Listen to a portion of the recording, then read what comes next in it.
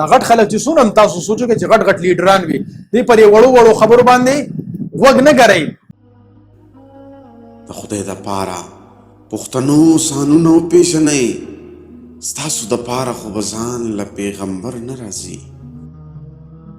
څه وجه ده چې بعضې خلک ژوند داسې تېروي چې گویا اړومري به نه. فضل باري صاحب بعضې خلک ژوند داسې تېروي لکه گویا چې دی اړوجومري نه، او بعضې خلک داسې مړه شي چې گویا دی اړو پیدا شوي نه وي.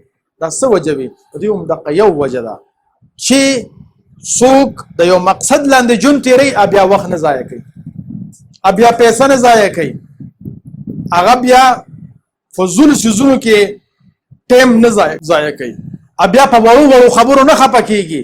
د هغه ژوند کې غټ مقصد وي. دا غټ خلک چې څونه هم تاسو سوچو کې چې غټ غټ لیډران وي دوی پر یې وړو وړو خبرو باندې غوږ نه ګرئ. د کراچۍ ته بعضې ټرین ځي نو هغه په دې وړو وړو سټیشنو نه ودرېږي، نو هغه په وخت خپل منزل ته رسي. او چې دا په هر سټیشن ودرېږي که نه اکثر پکې یو 2-3 ګنټې لیټ وي.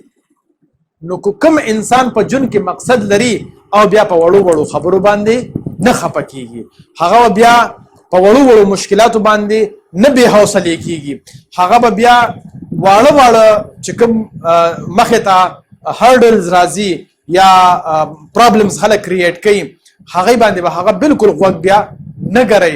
خو که ژوند کې مقصد نه وي نو چې څوک ورته هسې کوږ وګوري وي یاره نن زه ټینشن کې ورډه کوي، یاره هغه داسې برن برن راته کتل پته نه لګي چې دا څه وجه وه.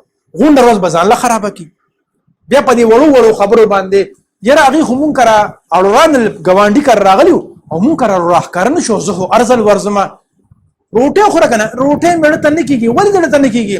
یاره زمونږ هغه رشته دار هغې کره راغلي او مونږ کره اړوران ځان باندې روټۍ حرامه کړي، ځان باندې خوب حرام کړي. وجه څه وي؟ په ژوند کې مقصد نه وي. نو چې ژوند کې د چا مقصد وي په وړو وړو سټیشنو به هغه نه ودرېږي، په وړو وړو خبرو بیا هغه نه خفه کېږي، بیا به هغه خپل منزل اړخ ته روان وي. د خدای دپاره پښتنو سانونه وپېژنئ، ستاسو دپاره خو به ځان له پیغمبر نه راځي.